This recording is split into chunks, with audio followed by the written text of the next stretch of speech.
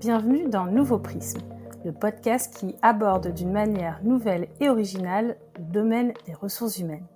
Je suis Alexandra Hamda, DRH, à la fois curieuse et engagée, animée par la volonté de repenser et d'approfondir notre compréhension du monde DRH. Le domaine des ressources humaines est un domaine en constante évolution qui exige de sortir de sa zone de confort.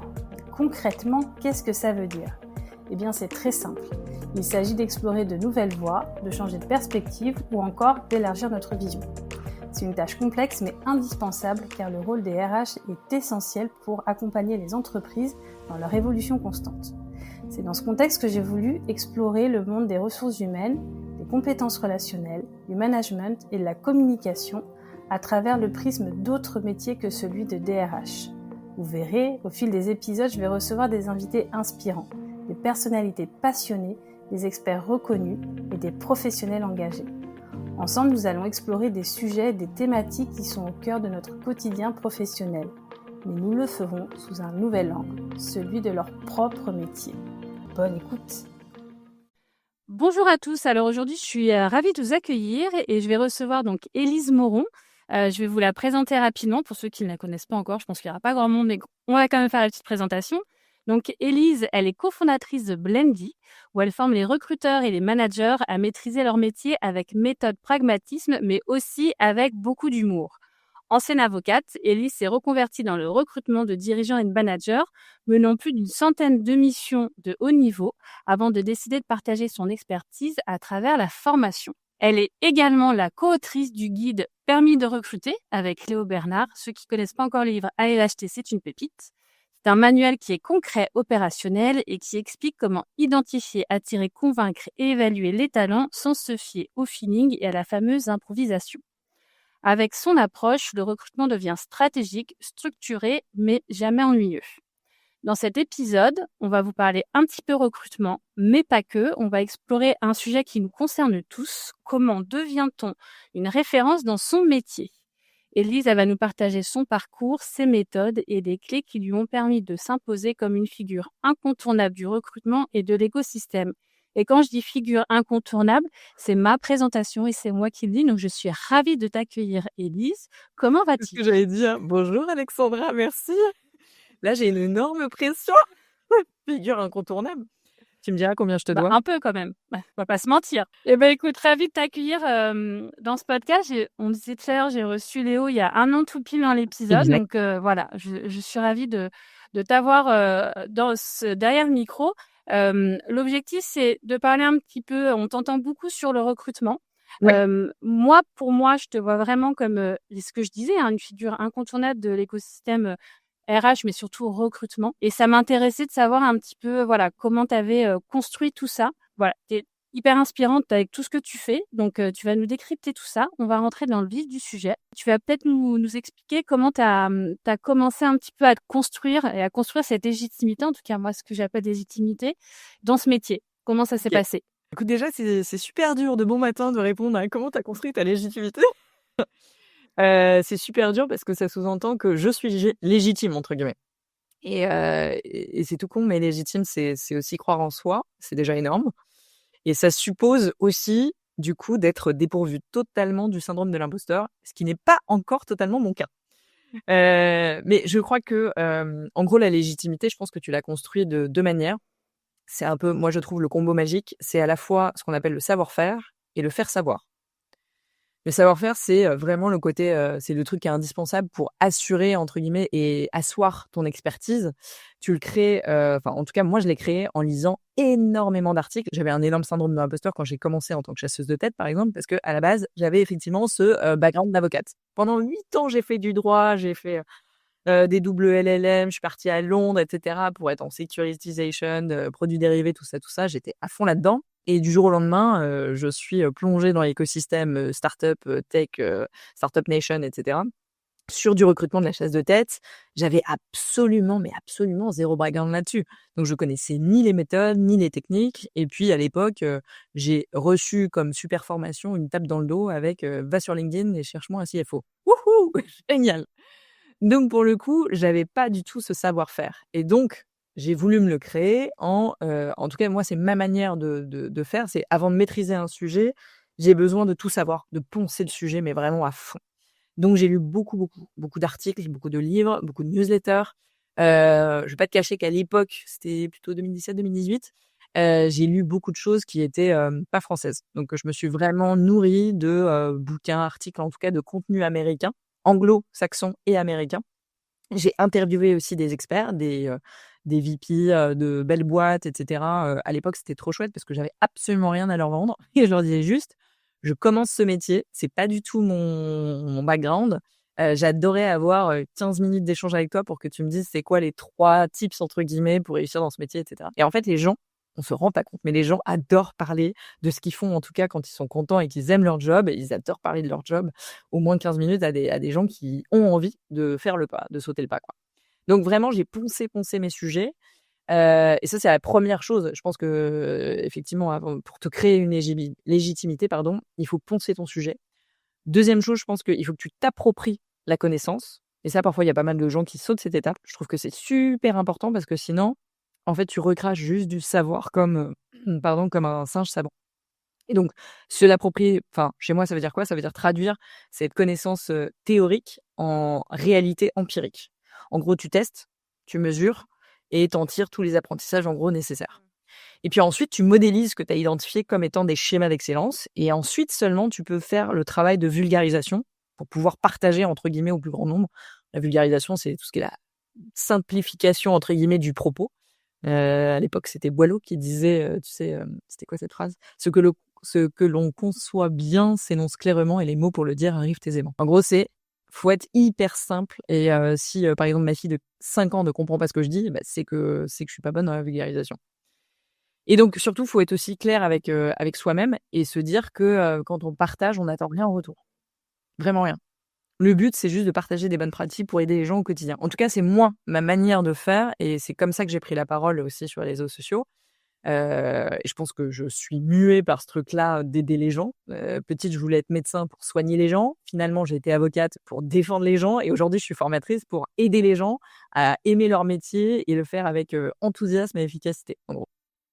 Donc je pense que je suis une éternelle optimiste. J'ai envie de vivre dans un monde de bisounours où tout le monde partage, tu vois, ses bonnes pratiques et qu'en fait, bah, tout le monde est hyper content de faire ce qu'il est en train de faire et mon rêve et c'est un rêve que je partage avec Léo, c'est de réconcilier les recruteurs et les candidats et faire en sorte que, il y ait Ils se plus, comprennent. cet antagonisme, Mmh. oui, c'est un sacré rêve. C'est je pense une utopie, mais écoute, on essaye au maximum parce qu'on se dit en mettant en place plein de bonnes pratiques, en fait, les recruteurs vont devenir une sorte de coach de candidats et on va vivre dans un super monde. Bref, donc voilà, c'est comme ça que moi, en tout cas, j'ai tenté de créer, cette légitimité. C'est vraiment de poncer tous mes sujets, de me les approprier, de les tester, de mesurer. C'est-à-dire, je donne jamais, tu vois, c'est ce qu'on fait dans la formation avec Léo, c'est tout ce qu'on donne dans la formation, c'est les choses qu'on a testées, qu'on a itérées, qu'on a mesurées et on a mesuré le ROI réel de toutes ces actions. C'est vraiment du pratico-pratique et c'est pas, du coup, du dogmatisme ou des choses comme ça. J'aime bien la théorie, mais j'aime bien la tester, par rapport à la Mmh. réalité et partager que ce qui marche. En gros, le but, c'est de faire une accélération de curation de contenu pour les gens, pour les aider au quotidien, quoi. Ouais et c'est très, pragmatique. Enfin, tout ce que vous proposez ou quand on a lu votre, livre, c'est pas juste de la théorie où tu te dis, «Bon OK, c'est bien, mais concrètement, waouh, maintenant, comment je mets ça en place?» Pour le coup, vous, c'est, tu as des outils directement à activer. Donc c'est ça qui est hyper chouette dans votre démarche à toi et Léo et justement, tu parlais du savoir-faire et du faire savoir. Qu'est-ce qui t'a poussé à un moment donné à dire: «Bah, je vais aller sur le faire savoir», à prendre la parole sur LinkedIn, au-delà des formations que vous allez faire, les événements que vous faites aussi, tu vois? Le Tam Tam Show, enfin, il y a plein de choses que vous faites. Qu'est-ce qui te fait passer je suis dans la pratique et dans l'expertise à, bah, je vais prêcher la bonne parole?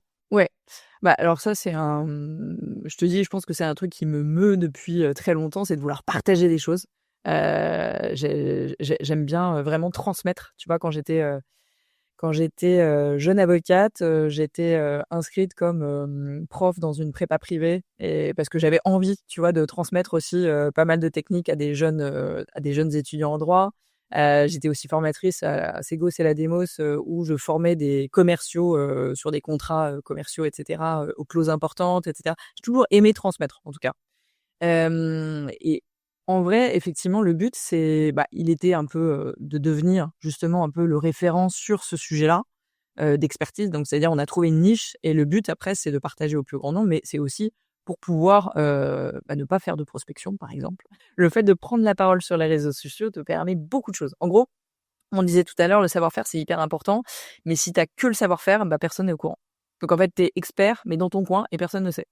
D'où le fait de prendre la parole justement sur les réseaux sociaux et personnellement, quand j'ai pris la parole pour la première fois, c'était quand je me suis lancée à mon compte en tant que chasseuse de tête et mon objectif, c'était de partager en fait tout ce que j'avais identifié comme best practice et ça a été en gros la meilleure décision de ma vie parce que mon but, il était simple, c'était à l'époque devenir le top of mind, en gros le réflexe quand on parle chasse de tête C-level en start-up à Paris. Je voulais que les gens se disent Élise Moron. Pourquoi? Parce que, j'avais absolument pas envie de prospecter, d'envoyer des emails, de faire du cold calling et cetera. C'est pas du tout mon truc, et c'est rigolo parce qu'il y a plein de gens qui me disent: «Mais pourtant tu étais chasseuse de tête, tu faisais ça toute la journée avec des candidats». Ouais, mais c'est différent. Tu vends une opportunité pour un client à un candidat. Tu te vends pas toi, ni tes services. Je sais pas si c'est mon côté éducation chrétienne ou j'en sais rien. J'ai du mal à vendre mes propres services. D'où le fait de se dire: j'ai créé un système qui fait que les gens viennent à moi naturellement et me posent des questions en disant: «Tiens, est-ce que tu peux nous accompagner sur tel truc?» Et en fait, que j'ai que des demandes entrantes, c'était vraiment mon objectif. Donc ça a été aussi de dire: «Bon, voilà, je vais aligner toutes mes prises de parole là-dessus» et le ROI de mes prises de parole sur LinkedIn a été franchement ultra dingue. Je pense que ça a surpassé toutes mes attentes. J'en ai fait un post il y a pas très longtemps en disant effectivement, déjà 100 de mes clients viennent de l'inbound, ce qui est quand même ouf. J'ai trouvé mon associé grâce à ça. Mine de rien, c'est en prenant la parole sur LinkedIn et en échangeant avec, la communauté et cetera que, Léo et moi, on s'est trouvés. Même si je raconte pour faire marrer qu'on s'est trouvés sur Tinder. J'ai découvert aussi, Nicolas Passetti avec qui j'ai créé, l'émission RH Hour. En parlant régulièrement aussi sur les sujets recrutement, mais c'est tout bête, mais on m'a invité sur des podcasts, des trucs de référence, Figaro, Welcome to Jungle et cetera, sur des plateaux télé, sur des events. Donc en fait, en te rendant visible, tu deviens identifiable pour les gens et ça c'est le nerf de la guerre entre guillemets et ça permet aussi de créer une sorte de réseau de dingue et ça te crée des opportunités. Donc première chose, je pense pour passer un peu de la pratique à comment être référent, même si j'ai encore du mal, tu vois, à m'identifier comme référente sur le marché, c'est 1 le faire savoir. 2 pour moi, c'est avoir de l'audace et de l'action. C'est-à-dire, il y a plein de gens qui ont plein d'idées, mais qui passent jamais à l'action. Et je sais plus, c'est un acteur américain, je crois, qui disait: «Si l'opportunité vient pas frapper à ta porte, crée-toi ta porte» et moi, j'ai envie de dire et je rajoutais: «Toque toi-même à ta porte» en mode, bon, tu vas pas dire: «Coucou, devine qui c'est?» parce que tu sais que c'est toi, mais Non, mais le passage à l'action, il est hyper dur, enfin, pour plein de personnes, tu ouais, vois? ouais et pourquoi? Souvent, parce que les gens ont peur. Enfin, quand tu discutes moi j'essaye parfois parce que on coach aussi les recruteurs avec Léo sur la prise de parole sur LinkedIn, sur, comment, créer un personal branding assez fort pour faire en sorte que ce soit un magnet, un aimant à un candidat et que justement les candidats viennent à toi naturellement et que tu aies pas besoin de sourcer comme un dingue et il y a beaucoup de freins et c'est des freins psychologiques. J'ai peur de faire un bad buzz, j'ai peur, du regard qu'on peut avoir sur moi, j'ai peur de dire quelque chose, qui est pas en ligne avec, ce que pourrait dire, la boîte ou la société dans laquelle je suis, et puis peur du ridicule. Mine de rien, la peur du ridicule, de l'humiliation et tout, c'est des peurs qui sont ancrées en nous, et on s'auto-censure souvent, je trouve. Moi, j'ai une vision dans la vie où, j'aime bien tester et dire oui à beaucoup de choses. Et j'aime bien me prouver que, je sais le faire. J'ai été élevée, par un papa donc mon père m'a élevée seule depuis l'âge de 9 ans, en mode, cheval de course, fallait que je sois première partout et puis, fallait que je teste plein de choses, je faisais, 10 000, trucs, que ce soit en musique, artistique, que ce soit en sport et cetera et donc j'étais entre guillemets «élevée» à tester beaucoup, beaucoup de choses et à passer à l'action et au pire, on me dit quoi? On me dit: «Non». C'est pas grave. Enfin, je veux dire, c'est quoi un non? Tu vois? Et du coup, Mais c'est vrai, une fois que tu t'es mis ce truc, bah oui, au mieux on me dit oui, au pire on me dit non. non, exactement. Et donc mon mantra, entre guillemets, aujourd'hui comme j'espère demain, c'est un peu comme Nike, c'est do it quoi, c'est make it happen. En gros, les autres vont pas le faire pour toi. Tu es acteur de ta propre vie. C'est toi qui pilotes. Donc c'est toi qui vas écrire les prochains chapitres de ta vie. Et si tu as envie de faire un truc, go. Tu peux pas compter sur les autres. Enfin, pour le coup, Ah bah ça, c'est sûr, ils le font pas pour toi donc ouais, Donc c'est à la fois de l'action et à la fois, tu te crées tes opportunités. Si tu as envie, par exemple, c'est un truc tout bête, mais à l'époque, quand je me suis lancée sur la chasse de tête et cetera, je me suis dit: «Bah, il faut que je sois visible, il faut que je sois identifiable». Comment? Bah, déjà en prise de parole sur LinkedIn, mais aussi il faut que je passe dans des médias qui sont assez, connus et qui sont suivis par des dirigeants. Et par exemple, j'avais spoté Le Figaro. Bah, ce que j'ai fait, c'est que j'ai identifié la rédac chef de Cadre Emploi sur LinkedIn. J'ai envoyé un message en disant, voilà, j'ai, créé un truc qui s'appelle le concept de T-shape recruteur. Je trouve que c'est ultra intéressant et important, que les recruteurs, ils changent de braquet, qu'ils soient beaucoup plus stratégiques et moins exécutants et cetera. Et je commence à dérouler le truc et je lui avais fait un message d'approche, mais aux petits oignons, en parlant de Lucky Luke, faisant plein de trucs. Et c'est rigolo, elle s'en souvient encore et elle me dit: «Mais tu m'as tellement fait rigoler sur ton message d'approche, j'étais obligée de te répondre». Et en gros, je lui ai dit, voilà, si vous voulez, vous marrer pendant 30 minutes, c'est parce qu'elle cherchait des intervenants sur son podcast, ça s'appelait Secret de recruteur et je me suis créé ma chance. C'est-à-dire elle est pas venue me chercher, c'est moi qui suis allée la chercher et j'ai testé et au pire, elle me disait non et c'était pas grave. Et il y a un autre truc que j'avais fait, qui faisait souvent marrer mes potes à l'époque, étudiants, c'est quand je cherchais un stage. Mon père est médecin, ma mère est psy, donc un stage, en cabinet d'avocat, bah, généralement quand tu es dans les premières années de droit, c'était en 2e je crois, au final tu as pas bah, si tu as pas de réseau, tu as pas de stage. En tout cas pas dans les gros. Moi je visais, les gros cabinets et cetera et en fait, j'y suis allée vraiment au culot. Je me rappelle, c'était Place Vendôme à l'époque, je sais pas s'ils sont toujours là. C'était un cabinet qui s'appelait Clifford Chance, qui est assez connu pour le coup, quand on est dans le monde du droit et j'avais repéré un type qui s'appelait Jean-Marc Lévy, et j'avais repéré son nom et je suis allée en fait au front desk, tu vois, à l'accueil et j'ai dit: «Bonjour, je dois parler à Jean-Marc Lévy». Alors la fille me dit: «Oui et vous êtes, Vous avez vous rendez-vous? avez rendez-vous et tout?» Et je lui dis: «Non, non, mais c'est personnel». Et en fait, c'est rigolo, mais juste dire: «Non, mais c'est personnel», la fille a dit: «Ah OK, bah, je vous l'appelle». Le mec est descendu et je lui ai dit: «Écoutez, je suis désolée». Franchement, je pense Ah, tu as été au culot, quoi. j'avais préparé mon elevator pitch en disant: «Je suis désolée, effectivement, on se connaît pas. J'ai dû mentir pour, vous faire, descendre et j'en suis confuse. Par contre, juste, j'ai absolument aucun réseau dans le domaine de l'avocature, puisque je suis fille de médecin et psychologue. Mais juste, je sais plus ce que j'avais dit, mais en gros, j'avais une forte capacité de travail. Je savais ce que je voulais, j'avais de l'ambition, j'avais absolument envie de faire mon stage chez Clifford Chance pour telle et telle raison, parce que j'ai envie de travailler sur ça, ça, ça et ça. Je veux bosser avec vous, donnez-moi ma chance». Le mec, il m'a dit: «J'ai jamais vu ça.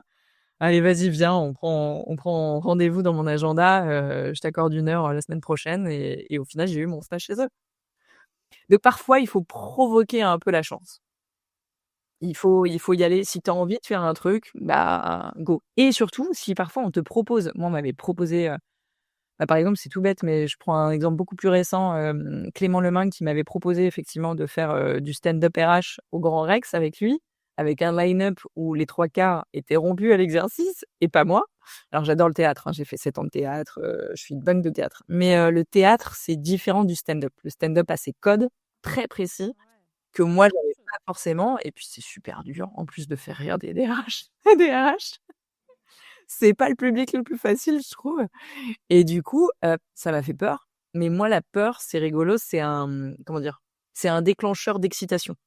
Ouais, ça te booste. C'est-à-dire, si j'ai peur, je me dis: «C'est qu'il faut que j'y aille» et c'est tout bête, hein, mais pareil, tu vois, quand à l'époque, quand on m'a proposé d'être prof de droit, à l'égard, de commerciaux qui avaient, entre, 45 et 55 ans et moi, j'avais genre 23 ans, «Coucou, j'arrive» et tout. Bah, ça me faisait super peur, mais j'avais envie de prendre la parole, j'avais envie de transmettre et si ça me fait peur, pour moi, c'est un signal positif qu'il faut parce que c'est comme ça que je vais grandir.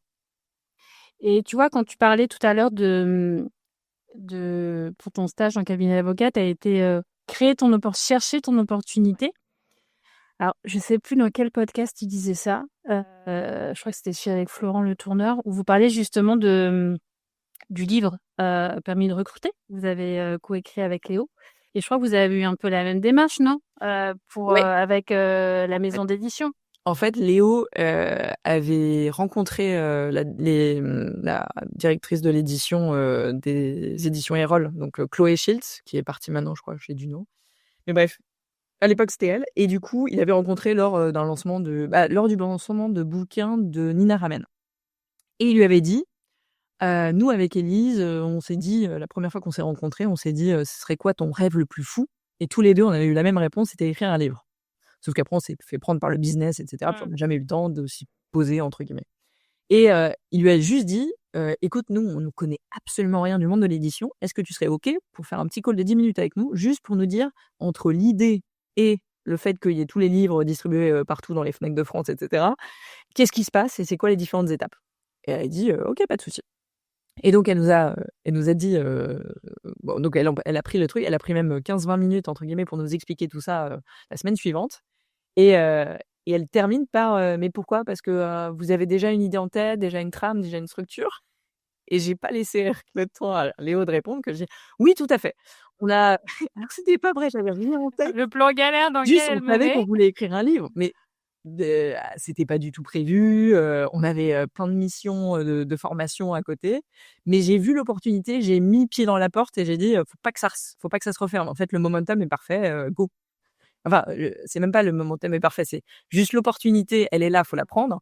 C'était pas du tout parfait par rapport à notre, track business et par rapport à, tu vois, notre charge de travail, mais fallait la prendre, quoi. Et donc je lui dis: «Oui, oui, tout à fait, effectivement, on a déjà une trame, une structure, machin, on a des idées de chapitres», alors que j'avoue pas du tout, c'est pas bien de mentir parfois, mais parfois il faut y aller. Et elle me dit, «OK, très bien, bah, super chouette et bah, écoutez, vous pouvez m'envoyer ça pour la semaine prochaine, donc la trame, les chapitres, et au moins un ou 2 chapitres, rédigés?» «Oui, oui, pas de souci, on fait comme ça». On raccroche et Léo qui me dit: «Tu sûre de toi là?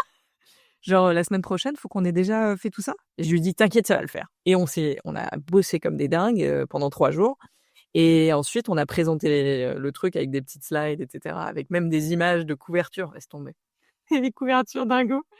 Et avec un mouton à 5 pattes, vraiment, j'avais foutu 5 pattes sur le mouton, enfin n'importe quoi. Et elle regarde et elle dit, «Bah, en vrai, c'est vachement bien, moi ça me plaît, et cetera. Je fais passer ça en comité de lecture dans 2-3 jours et je vous tiens au courant».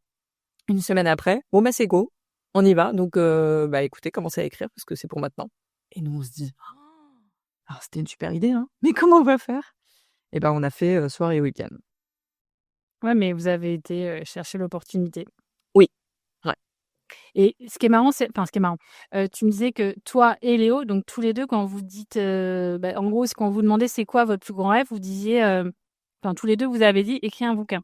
Ouais. Et bah, pourquoi? Mon plus grand rêve, c'était écrire un bouquin. Est-ce que justement, ça formalise un peu cette légitimité? Est-ce que pour toi, c'était le Graal? Pourquoi écrire un bouquin? Pour moi, écrire un bouquin, c'était hyper important, parce que c'est là où c'est là où tu «évangélises» entre guillemets un maximum de choses. C'est-à-dire que le bouquin, c'est pour moi quelque chose qui est en plus, evergreen. En gros, ça va rester, donc mine de rien, ça crée une petite trace. Et surtout, pour nous, pour moi aussi, c'était avoir le tampon en fait d'une grande maison d'édition comme Erol sur tes écrits. Ça veut dire que c'est une forme de reconnaissance publique et donc de légitimité. Et c'est aussi pour moi un moyen de me rassurer sur le fait que j'écris pas que des conneries. Mais non, le premier vrai objectif du bouquin, c'était vraiment de partager, d'évangéliser à tout à chacun, en fait, tout ce qu'on a identifié comme étant les bonnes pratiques et les techniques du recrutement qui sont les plus efficientes sur le marché. Et c'était aussi pour que ça s'adresse, aux garagistes comme au boulanger qui doit recruter ses apprentis jusqu'au PDG, du CAC 40 et qui doit assurer ses recrutements, les plus stratégiques. Et le livre avec Léo, c'est vraiment la version un peu, reliée et assumée de tout ce qu'on pratique depuis des années. Et c'était une chouette aventure parce qu'écrire à 2, c'est aussi pas facile, hein. C'est comme, tu sais, les tandems, en vélo. Si tu es pas aligné sur la direction, bah, tu finis dans le buisson, quoi. Donc spoiler, on a survécu. Mais c'était ça. C'était aller chercher, à la fois, un moyen, un vecteur de partager, d'évangéliser un maximum les bonnes pratiques à tout à chacun, parce que tout le monde peut pas se payer une formation aussi avec nous. Là, pour 28 € et bah, tu as accès à quand même, à l'information. Tu as pas la formation, mais à l'information. Et j'espère et je pense qu'on est plus drôle que ChatGPT, donc c'est plus sympa de regarder notre livre que Chat. Je te confirme. Merci. Et visuellement, c'est plus sympa aussi. Mais ouais, c'était ça, pour le coup. Et justement, tu disais quand on nous a dit go pour le bouquin, Mmh. on avait plein de formations et cetera. Et moi, la question que je me dis, c'est, alors attends, tu écris des bouquins, tu fais de la formation, vous créez du contenu, vous faites des events. Je dis vous parce que je globalise avec Léo, on en parlera après. En plus, il y a du développement commercial. Même si vous avez beaucoup de gens qui viennent à vous, bah, tu as quand même un minimum de choses, de relations clients à entretenir, Oui. etc., etc. Comment tu fais Enfin, où tu mets ton curseur? Comment tu priorises? Tu vois, tu parlais du bouquin, c'est peut-être pas le bon moment. Au-delà de travailler, jour et nuit, bon, tu as un minimum besoin de dormir. Tes mamans aussi, on en parlera tout à l'heure. Voilà, comment tu décides où mettre ton énergie, à quel moment? Pour pas te disperser, que ça parte en droit dans le mur, comme tu dis, En quoi. cacahuète. Ouais, c'est ça. Spoiler, Alexandra, ça part en cacahuète. Comment je jongle, comment je conjugue avec tout ça, je ne fais pas. Je ne sais pas. Non, en vrai de vrai, pour être tout à fait transparente et ça va devenir, très très, comment dire? Personnel et intime, mais, je suis passée, je pense, à 2 doigts du burn-out en 2023. En gros, on lançait la boîte avec Léo, on était à fond, c'était la première ou deuxième année? La deuxième année, on était à fond sur plein de sujets. On était sortis de faire, toute la parce que c'est rigolo, il y a beaucoup de gens qui me disent: «Ah bon, vous avez ça aussi?» Dans notre formation, on fait beaucoup de présentiel, beaucoup de sur-mesure et cetera. Mais derrière, on a quand même créé et ça a été un travail d'arrache-pied de dingue. 70 modules, c'est quasiment 30 heures de formation, et c'est des modules en plus, gamifiés. C'est-à-dire, c'est pas genre, 200 vidéos de 5 minutes. Tu as des vidéos, tu as de l'audio, tu as des textes, tu as des images, tu as des, jeux, tu as des cartes à retourner, tu as des quiz, tu as plein de trucs. Donc on a vraiment fait en sorte que ce soit ludique pour que, que en fait les gens, complètent l'apprentissage jusqu'au bout et que ce soit pas soporifique et que tu aies envie en fait, de te faire des petits modules assez rapidement et cetera. Donc ça a été un travail énormissime d'ingénierie pédagogique et ensuite de, comment tu rends le truc ludique pour que les gens aient envie d'y revenir, un peu comme le Duolingo, tu vois? Du recrutement. Et j'étais tellement pour te dire, j'étais tellement à fond que, effectivement, j'ai mis mon écologie personnelle de côté.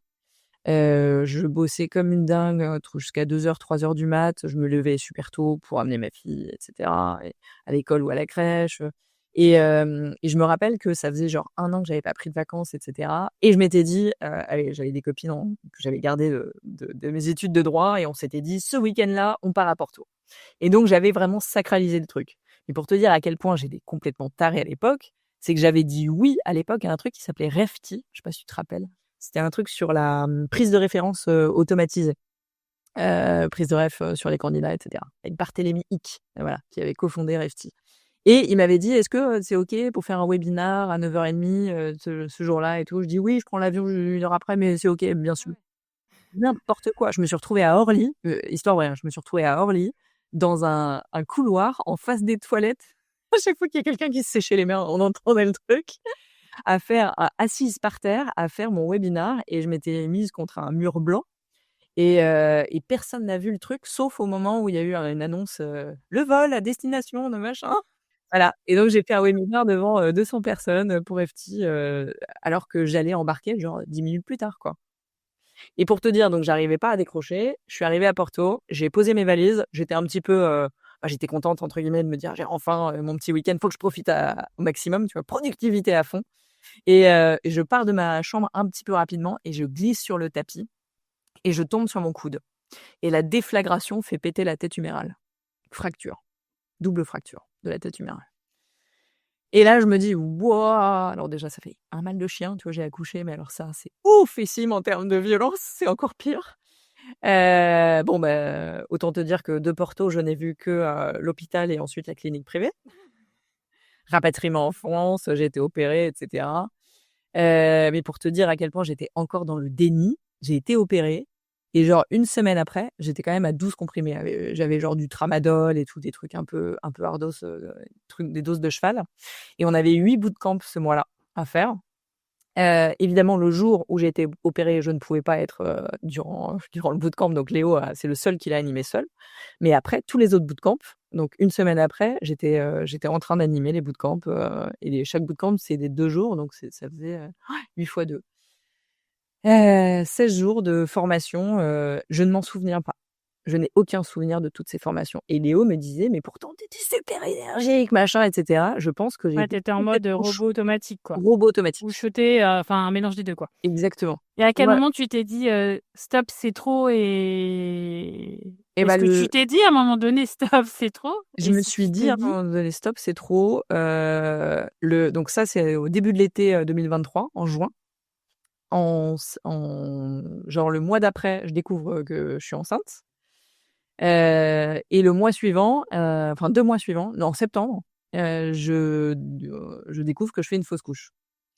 Et je pense très sincèrement, et j'ai du mal, je sais pas, j'ai cette intime conviction que c'est lié. Que mon corps était tellement à bout qu'en fait, bah, il aurait pas pu en fait, gérer, une «deuxième grossesse» entre guillemets.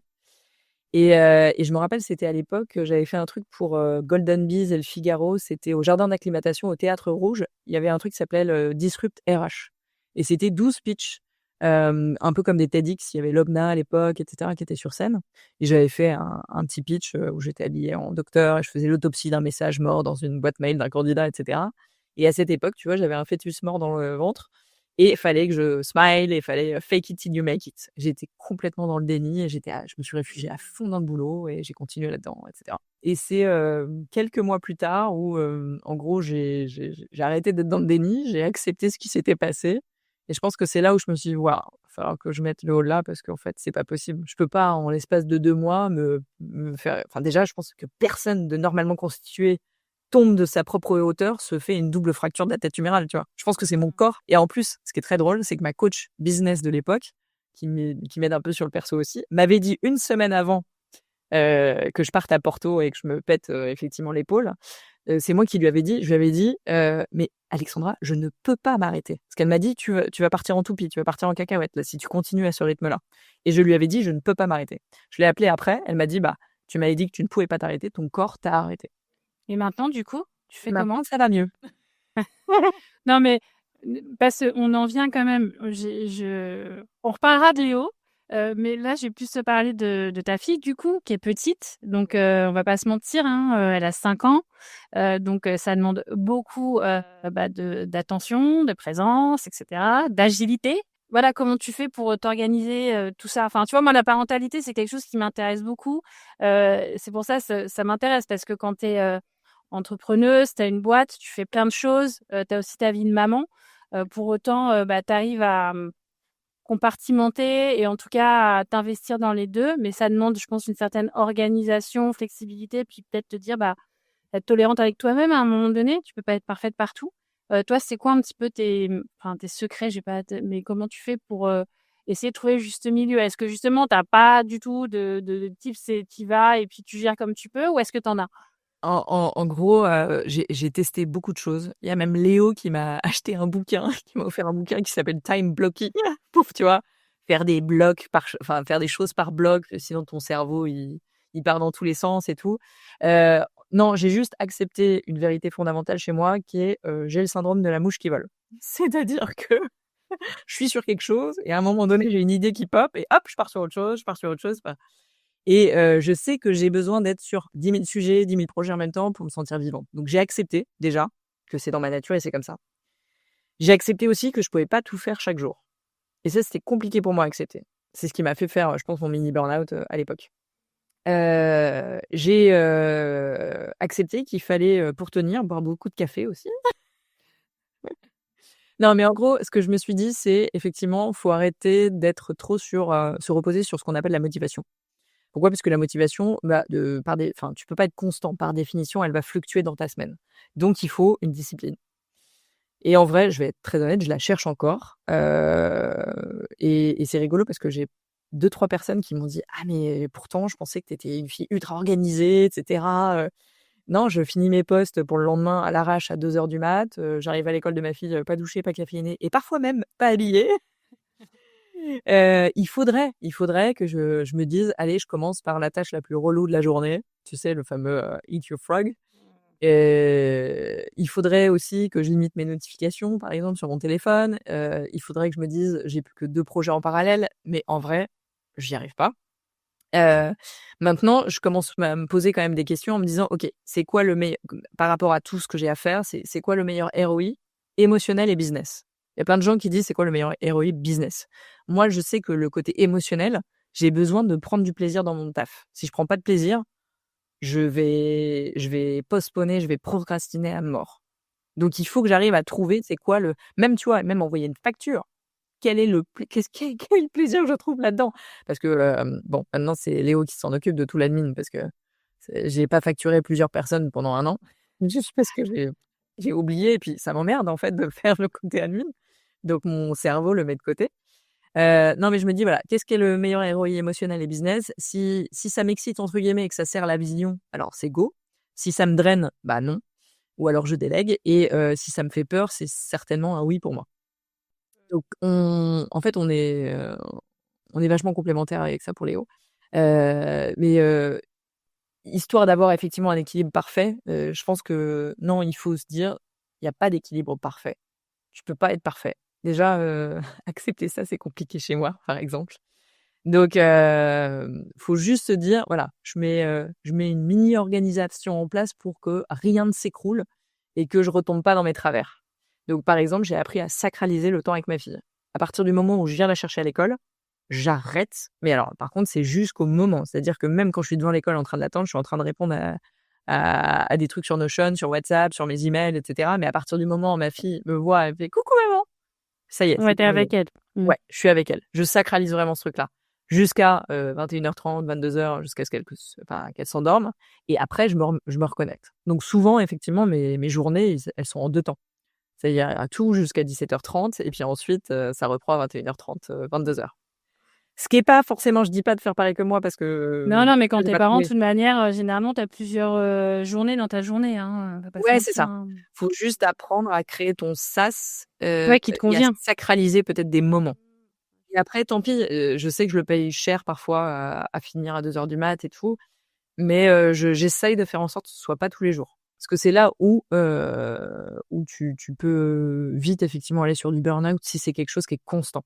Donc mais je suis encore en plein apprentissage, hein, tu vois? J'ai pas du tout la science Oui, infuse bah, je là-dessus. pense que tout le monde l'est enfin, tout le monde l'est tout le temps. Enfin, de toute manière, la recette magique, on l'aurait, tout le monde la ferait, mais Exactement. et on vient sur Léo. Ouais, Tu parlais un petit peu sur, le côté, facture admin, moi, ce qui m'avait fait marrer aussi, c'est dans votre, façon d'écrire le livre ouais. où justement vous aviez pas du tout la même façon enfin, je pense que vous avez pas la même façon de travailler, en fait, de vous organiser Tu l'as vu et la différence, pardon, entre les différents chapitres? Parce qu'on s'est répartis les non, chapitres. ça, par contre, ça se voit pas. Ah! Trop contente, tu vois? C'est qu'on a bien Ça se bossé. voit pas. Je te le dis parce que je l'ai entendu pareil dans le podcast que vous avez fait avec Florent. Florent, vous en parliez justement de ça et ça, du coup, c'est bien parce que ça, en fait, ça te permet une complémentarité, toi, dans votre Ouais, organisation aussi. complètement. Alors, qu'on se le dise, hein, il fait pas, que les trucs, chiants. Non. Il il fait plein d'autres choses super. Mais effectivement, Non, mais dans il votre façon de travailler, ça vous permet, du coup, de trouver un bon équilibre, ouais, entre lui qui est peut-être plus organisé dans l'anticipation et ouais, toi, tu es plus last minute. exactement. Et ça, c'est rigolo, tu vois? Mais avant de et c'est ce qu'on conseille beaucoup, mais avant de s'associer, on s'est dit: «On va faire un truc». Je lui ai dit, ça s'appelle un manual of me. C'est un truc que j'avais piqué, à de la communication. C'est un outil de communication américain, qui est utilisé par pas mal de boîtes. Manual of me, c'est quoi? C'est comme un mode d'emploi, comme un mode d'emploi IKEA. Tu sais, qu'est-ce qu'il faut mettre dans quel trou et cetera pour, monter le meuble. Là, c'est quoi le mode d'emploi de, toi, par exemple, Alexandra? Et tu vas décrire dedans, quelles sont tes frustrations, potentielles, quelles sont tes zones de génie, c'est quoi ton rythme de travail, idéal, comment tu aimerais, avoir du feedback, comment tu aimes donner du feedback, quelles sont les choses qui sont importantes pour toi, les valeurs sur lesquelles franchement, c'est un no go direct. Et en fait, ça permet de poser de manière très claire, ce que tu veux, tes limites et la collaboration que tu cherches à avoir. Et en fait, ça nous a permis tout de suite de se dire: «Bah, ça va marcher ou ça va pas marcher». Et ça permet aussi de mettre à plat la communication. Généralement, tous les problèmes que tu peux avoir, d'ailleurs dans la vie pro comme perso, c'est des problèmes de com. Et donc on a des moments de radical truth, tu vois, avec Léo où parfois, parce que parfois on n'est pas d'accord sur certains trucs de stratégie ou je sais pas quoi, et vraiment parfois c'est à l'opposé. Mais genre, j'ai envie de dire: «On est intelligent», ça fait bizarre, mais je pense qu'on a la maturité de se dire: «OK, on se pose. Moi, je t'explique pourquoi je pense ça. Explique-moi pourquoi tu penses ça et on va trouver un terrain d'entente». Et en fait, ça permet vraiment on s'est dit: «Il faut qu'on retire nos égos à chaque fois qu'on se parle». Parce que sinon, ça pourrait partir, très, très loin. Et du coup, on est complètement différents. Par exemple, lui, il adore travailler le matin. Moi, je suis pas du tout du matin, faut pas me parler le matin. Là, c'est exceptionnel, Alexandre, hein, pour toi.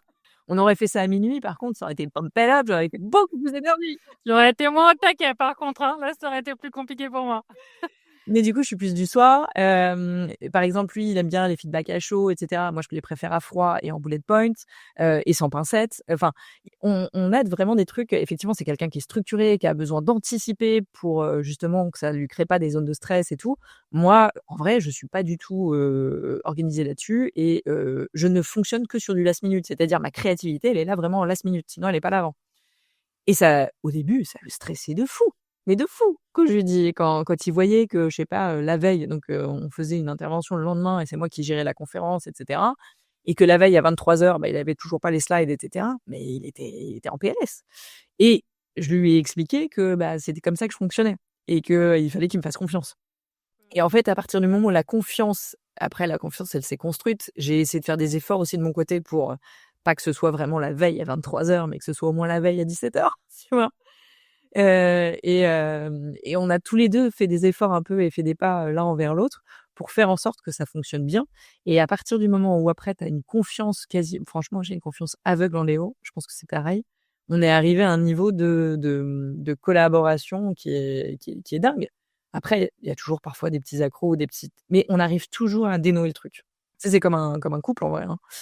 C'est un couple professionnel et c'est super important d'avoir des moments entre nous où, on se parle aussi, même d'autres choses, hein, même de nos vies privées. Au début, je m'étais dit: «Il est hors de question que je sois amie avec, un collègue professionnel, faut vraiment que je fasse la différence entre le pro et le perso» et cetera et en fait, c'est devenu un super ami, Léo et comme quoi, parfois tu as des idées préconçues sur certaines choses et en fait, ça change beaucoup. Donc je vais pas te dire que moi, je suis la partie fun, storytelling, énergie et lui la partie, structure, profondeur et côté carré. Non, mais en tout Mais cas, vous tous avez les trouvé 2 un bel équilibre tous les 2, ouais, quoi. exactement. Mmh. C'est-à-dire qu'on s'est vraiment trouvés sur beaucoup de sujets et on se répartit, un peu nos différentes zones de génie et c'est chouette. C'est hyper chouette, c'est fluide, c'est ce que je lui ai dit et c'est ce que je dis à chaque fois, c'est: «Je n'imagine pas m'associer avec quelqu'un d'autre». Je pense que c'était lui et ce sera que lui, quoi. C'est une belle déclaration. Léo, si tu nous entends, c'est pour toi. Ça. Et il y a un dernier point qui m'intéressait. Tout à l'heure, tu parlais tu vois, d'opportunités, de Nicolas et cetera. Comment aujourd'hui tu continues à construire vraiment ton réseau pour, aussi continuer à apprendre? Parce que ça bouge beaucoup le recrutement. Il y a les Complètement sujets d'IA notamment, tu vois, qui ont beaucoup et impacté, oui. nos métiers et puis du coup, rester pertinent aussi. Comment tu arrives à t'alimenter aussi de ton réseau, à continuer à le construire Alors je pense que, dans tout ça? ouais, il y a 2 choses. Il y a à la fois toute la veille que je peux faire, toute la curation de Mmh. contenu que je peux faire et ça, je me bloque du temps pour le coup. C'est souvent le vendredi matin. Donc merci Alexandra. Je ne peux pas faire ma veille à cause de toi. Voilà, Je déconne. désolée. Non, non, mais c'est hyper important pour moi de bloquer ça toutes les semaines. Ça, pour le coup, c'est un truc qui bouge pas parce que c'est aussi ma zone de plaisir. Moi, j'adore apprendre. Enfin, je pense que je pourrais passer ma vie à être alors non, je pourrais pas être étudiante parce qu'il me manquerait le côté terrain, le côté action. J'aime bien apprendre pour tester, en fait. La théorie pour la théorie, non, la théorie pour la pratique, oui. Et du coup, ce que j'adore, c'est vraiment découvrir de nouvelles choses. Et je me suis abonnée à plein de newsletters différentes, mais aussi ce que j'aime bien faire, c'est beaucoup de vulgarisation. Et du coup, je sais pas si c'est mon cerveau qui fonctionne comme ça, mais j'adore les analogies. Et du coup, je suis pas uniquement, tu vois, abonnée à des newsletters recrutement ou à lire que des articles recrutement. Je suis abonnée à des newsletters en marketing, en sales, en neuromarketing, vraiment dans plein de sujets, même en médecine, pour le coup. Et d'ailleurs, je me suis inspirée de l'evidence-based, medicine pour, introduire notamment, à l'époque dans Blendy, dans les formations, le côté, competence based, tu sais, sur l'évaluation, des compétences et cetera. Et expliquer le fait que, faire le parallèle, pourquoi les recruteurs n'utilisent pas l'entretien structuré et toutes les méthodes qui sont prouvées scientifiquement pour être prédictives de performance sur des candidats, de la même manière qu'effectivement, les chirurgiens à l'heure actuelle, se remettent pas non plus en question leurs différentes, techniques parce qu'ils ont appris, à un moment donné, je sais pas, dans les années 80-90, sur les bancs de la fac.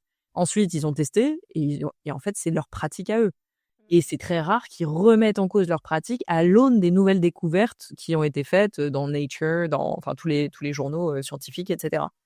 Et donc le parallèle était intéressant et j'adore faire des parallèles et je suis très curieuse de nature et je pense que c'est ça qui fait que, ça me permet de rester toujours un peu up to date, sur les différentes trends et cetera. Et mon but ensuite, c'est, faire en sorte de le transmettre, mais aussi de le transmettre d'une certaine manière. C'est-à-dire, je pense que et c'est ça qui te rend, je pense, agréable vis-à-vis des gens et que les gens, tu sais, on parlait de comment tu passes, de la pratique à devenir une sorte de référence ou en tout cas que les gens te suivent ou t'écoutent. Moi, mon ADN, c'est l'autodérision.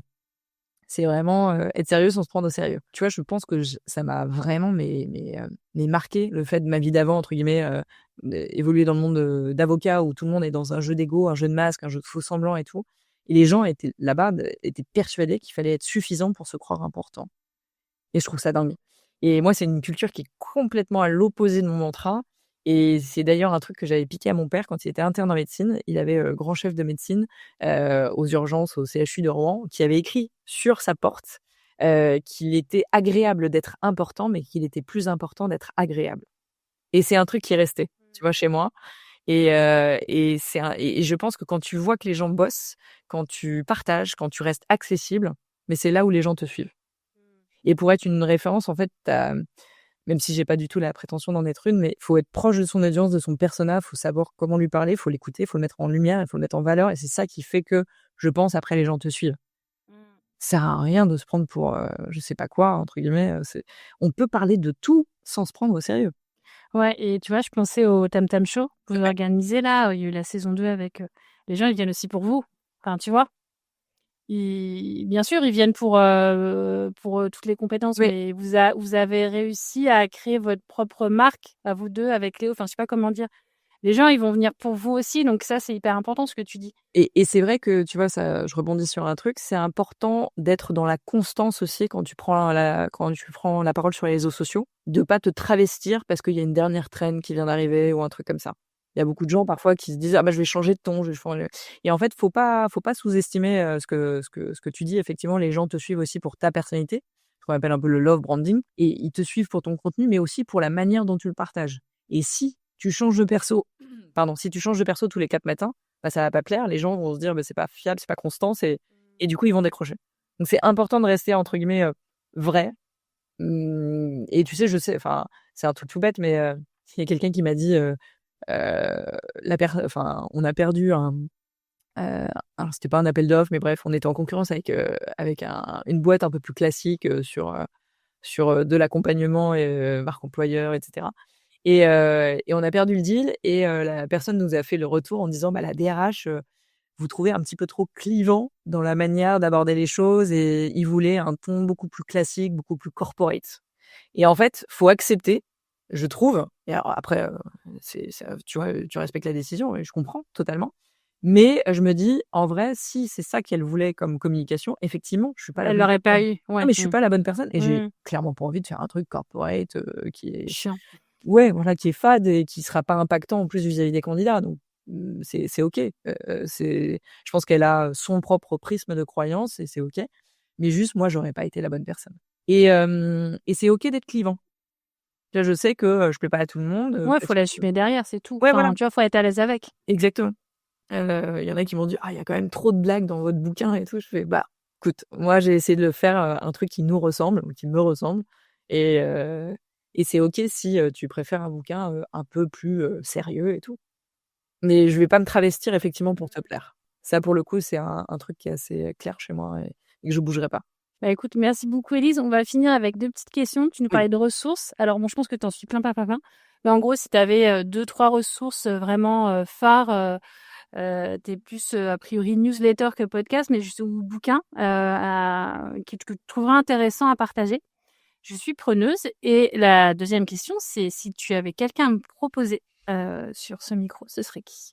OK. Et ben, écoute, alors les ressources, enfin moi j'adore un type qui s'appelle John Vlastelica qui était, ex-VP recrutement chez Amazon. C'est mon mentor entre guillemets, ce mec, il m'a pas tout appris, mais j'ai fait beaucoup, beaucoup de création de contenu sur tout ce qu'il faisait et à l'époque, c'est lui qui m'a donné envie de tu vois, de partager et cetera.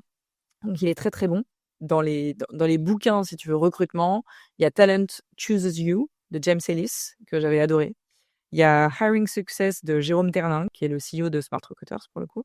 Il y avait un autre qui s'appelait Robot Proof Recruiter de Catherine Collier. Il y en a un, je sais pas si tu connais, qui s'appelle Permis de recruter, qui est pas mal, il paraît. Ouais, il y a une version. Moi, je le conseille. Hein. C'est Donc, the et il y a bouquin à d'ailleurs avoir dans sa l'extension. bibliothèque. Il y a l'extension Exactement. de ce livre qui vient d'arriver et qui est sur 6 nouveaux sujets, sur le growth appliqué au recrutement, sur les techniques de commercial pour closer, négocier avec les candidats, sur plein de choses. Et je sur les fais juste KPI. une aparté sur le livre et je te l'ai dit avant qu'on commence. Oui. Donc, je le redis là. Je pense que c'est vraiment un must-have à avoir. Enfin, pour ceux qui l'ont pas encore lu. Et je pense que tu vois, c'est des choses qu'on devrait offrir à tous les nouveaux managers, dans les écoles, tu vois, à ceux qui veulent commencer le recrutement, parce qu'au-delà du fond qui se lit extrêmement bien, et il y a eu vraiment cet effort de vulgarisation tout en étant hyper précis sur les sujets, sur la forme. Il est hyper agréable à lire. C'est pas un gros pavé, c'est hyper fluide, c'est hyper aéré. Enfin, on a l'impression de lire entre, je sais pas, un magazine et un livre, je sais pas comment dire. Du coup, on l'emmène partout, c'est hyper agréable. Donc, si c'est pas fait, en tout cas, je le recommande fortement. Eh ben, merci beaucoup, c'est trop gentil. Donc, je te l'ai dit avant, je me permets de le redire là, Oui. c'est important. Ouais. Et l'extension est sous format e-book, alors ça s'emporte encore plus partout. Exactement. Qu'est-ce que je voulais dire? Donc, ça, c'est en bouquin. John Vlastelica, pour moi, c'est le go-to en recrutement aussi. Et par contre, moi, tu vois, alors c'est pas du tout une personne qui est en recrutement, mais un mentor, je trouve, ou un mec qui m'inspire vraiment dans les prises de parole. C'est un type qui s'appelle Julien Bobroff. Il est professeur de physique à l'université Paris-Saclay. Et le mec vulgarise toutes les dernières découvertes, entre guillemets, de la physique aujourd'hui sur les réseaux sociaux et notamment sur LinkedIn. Et je trouve ce type absolument brillant dans sa prise de parole parce que c'est à la fois drôle, c'est à la fois pertinent, percutant. S'il y a des gens aussi qui ont envie de partager, etc., d'une manière aussi un petit peu décalée, c'est une chouette personne à aller suivre. Et puis, et tu me disais qui inviter potentiellement. Moi, je trouve qu'il y a un type que j'aime beaucoup ses prises de parole aussi parce que il y a de l'humour. Mais surtout, il y a beaucoup de fond. C'est un recruteur qui s'appelle Kevin Mahé. Et je trouve que ses prises de parole, à chaque fois, il y a du fond et il y a une forme qui est excellente. Donc, ce serait une bonne personne à contacter. Et je le connais pas personnellement en plus. Mais justement, tu vois, c'est parce que grâce à ton podcast, on pourrait en savoir davantage. Bah écoute, merci beaucoup Élise. Merci à toi. Je t'avais dit, je t'ai pris un petit peu plus de temps, mais tu nous as confié et partagé plein de choses. Donc merci beaucoup pour on parlait d'authenticité tout à l'heure, donc en tout cas d'en avoir fait preuve dans ton partage, c'était très chouette. Merci beaucoup à toi et je te dis à bientôt. À très vite, merci encore. Salut.